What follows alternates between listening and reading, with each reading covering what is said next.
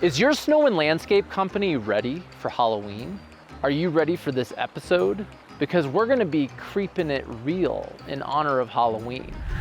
So let's get this party started. I'm just gonna have to apologize in advance for the candy corny nature of today's episode.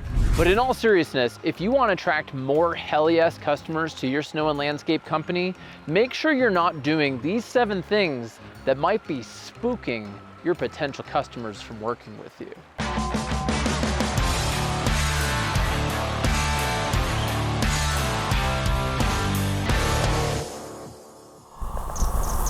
Hey everyone, welcome to the Landscaper's Guide podcast, where we share sales, marketing, and leadership ideas to help you grow your snow and landscape company. Now, it's fall, October 23. It's gonna be Halloween in a few days, and we thought we'd have some fun today. But in all seriousness, before we get started, do you know why ghosts don't like to eat each other? Because they taste like sheet. Ha ha ha, yes. So the other week I was meeting with my sales and marketing team, and in honor of Halloween, we came up with 7 things that we see when we're creating audits for our potential clients that we believe are truly, genuinely scaring potential customers away. The first thing that we're seeing is scary, terrible photos. And what I mean by that is sometimes when we're doing our audits, we literally see dated photos, like circa 1995, you got a disposable camera, took some photos, went to Walgreens, had them process the photos. They came back in a little, paper envelope with dates on the photos. And then somehow you scanned those and put them on your website. Not exaggerating. That's how bad it can be sometimes. You gotta show people what you can do for them. So if you sell commercial snow removal, if you sell commercial landscape maintenance, you gotta show people those big properties that you're capable of managing. If you wanna sell more landscape maintenance, you want more recurring revenue, I hear this from a lot of people, show people what it's like to have your professional landscape company maintain their landscape. Not just a photo of some guy mowing a lawn, but the result of a polished, pristine yard that's scaped, looking solid, right? So show people what they are buying from you, and it'll help them trust you more. And I get the sentimental value of some of your first projects, having those photos. One thing my wife helped me do was some of those things, like sentimental things, maybe they go in a box, maybe they get framed, but they probably don't all belong on your website anymore. The second issue that might be spooking your clients is when they feel ghosted. If there's something strange in your neighborhood, who you gonna call? Ghostbusters! Having audited over 1,000 clients, I can tell you that I read the reviews and I read them very carefully and I enjoy reading them. But a theme that I see, I'd say about 65 to 70% of the businesses that come through, I see reviews from real customers saying, I met with these people, they came to my house, and then weeks or longer went by and I never got a proposal from them. I never heard from them. So sometimes people come to me and say, Jack, can you remove that review for me? And I say, no, I can't. 1, it's a real review and you can't remove real reviews. And 2, it's not a review problem. It's a sales process problem. It's a customer service issue. It's the experience of your company. And what's worse is those people are probably telling people offline as well. So it becomes part of your reputation. So you can't be ghosting people and think that you have a review problem when you have a sales problem.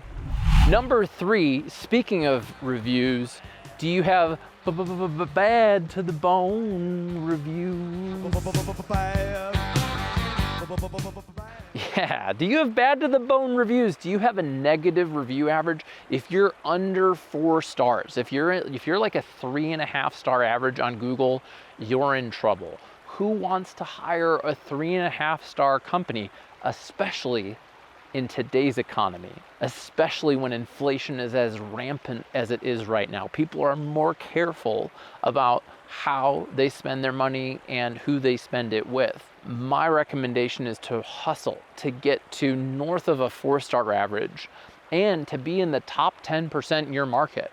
Start Googling your market. If you have 7 reviews in a market where your competitors have over 100 Google reviews, you've got a long way to go. The best way to do this is to personally ask customers as part of your process and then have a system in place to collect feedback. We use a program called Ramblin reviews for our clients, and one of my clients, Kelly Slater, responded to a 6 out of 10. That's the Net Promoter Score feedback she got, and it resulted in an enormous upsell. Here's Kelly talking about just how much money it made for her. I'd reached out to them and started listening to their grievances on the phone, and it seemed pretty valid why they were upset. And just through conversation, it wasn't the service that they were necessarily upset about. It was the way that they were able to use their backyard, which they weren't. And it resulted in a $85,000 complete landscape renovation in their backyard. I love hearing that story from Kelly because she's listening to her customers, she's picking up the damn phone and calling them, she's taking care of them, and because of that, they're like, hey, you took care of me, I'm gonna not only edit my review, give you a positive review, but I'm giving you more business, and that's the way it goes. Now, the fourth thing that can spook your customers away is when you let zombies run amok on your Facebook reviews. Now, what I mean by that is when you get fake reviews on Facebook, this is a rampant issue right now. I just got one myself. And when this happens, people can post fake reviews. They usually have some sort of skeezy email or WhatsApp account that they're trying to get your customers to send information to, or they're trying to get you to click on some sort of skeezy link. But if you leave these unattended, it makes it look like you're not really paying attention, and some people actually fall for this stuff. So when you get a bogus review, what you want to do is reply to it in a way that essentially points out that it's bogus. Hey, thanks so much. We don't have any customers with your name, and we have no experience with whatever scam. Like, just point out that it's a scam and then report it. And typically Facebook will remove these, but sometimes they don't. So you want to block these people, report it, and then always be on the hunt for more new, real reviews. The fifth thing that might spook customers away from working with your snow and landscape company is weird stuff that you have on social media. Social media can be a top driver for new business, but often if your customers are in like a Facebook group for their neighborhood, my town, it's very active. People are always asking for recommendations, and people with positive word of mouth and reputation are getting endorsed, and people who don't are not. So what people post about you, you can't control, but what you can control is what you post and your privacy settings from your personal Facebook, from your Instagram. If you use TikTok, keep it professional, because in a service business like snow and landscaping, people are looking and they're researching you, and you're getting tagged and mentioned. And if people are seeing whatever wild stuff that people post on their Facebook, sometimes they don't realize that that might detract from a potential customer choosing them. So don't let people who are creeping on your Facebook find weird stuff. That's the point. Now, the sixth thing is, are you the pick of the patch? Are you the pick of the pumpkin patch? If you're not even showing up on the first page of Google, there's no way that you can be the pick of the pumpkin patch. And that's what local SEO is all about. And there's a whole lot that goes into showing up on Google, but the key thing is picking the keywords that your customers actually search. Are they searching holiday lighting or Christmas lighting? Are they searching landscape maintenance or lawn care? Those words mean different things to me, but do they mean different things to your customer? What about landscape design or outdoor living, or snow removal or snow clearing, or commercial landscaping or commercial landscape maintenance? You've got to know the words and use them in the right places on your website, so that way you actually show up online. Now, SEO can feel really scary, but it doesn't have to be. I've written a book called The Tree of Good Fortune, The Landscaper's Guide to Modern Sales and Marketing, and it has a 2-part chapter on local SEO for snow and landscape businesses. So if you haven't read it, I'd love to send you a free copy.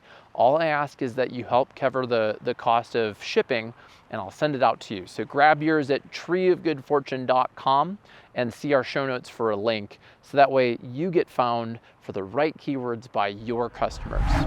And number 7 is, if you got it, haunt it, or flaunt it, really. We just wanted to say haunt it. But the point is, a lot of businesses, a lot of snow and landscape companies, you're doing things really well. Some of you have callback promises.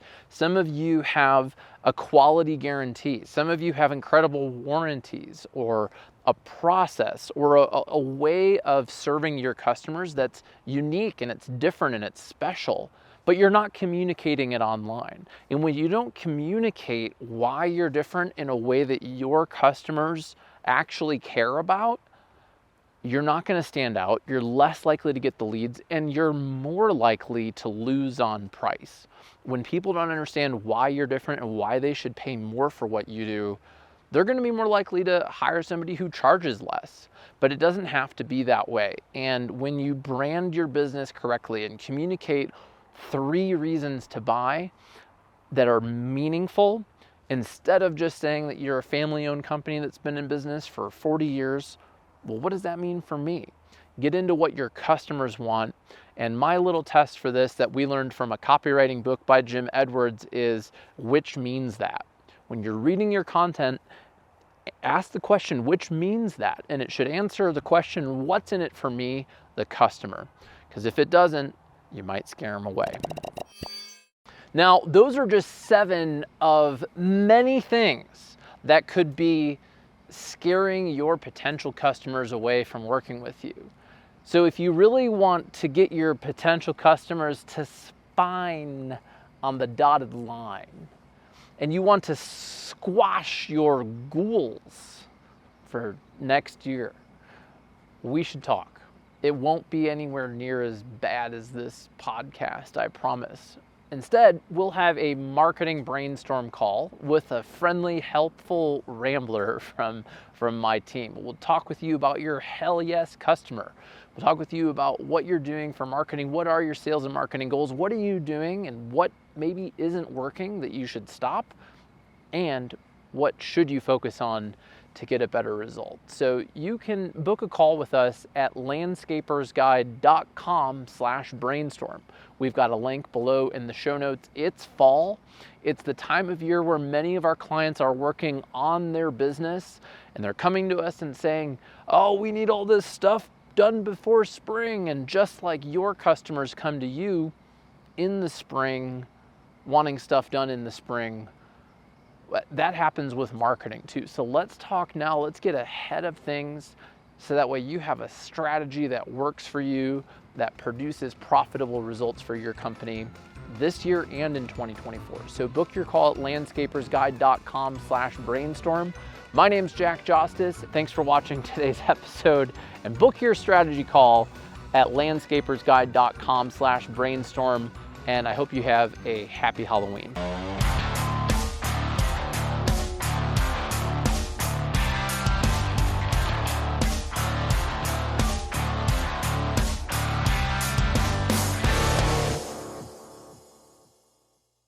By now, I bet you're dying for this podcast to be over. My sense of humor is as rotten as a leftover pumpkin in December. All right, I'm all done.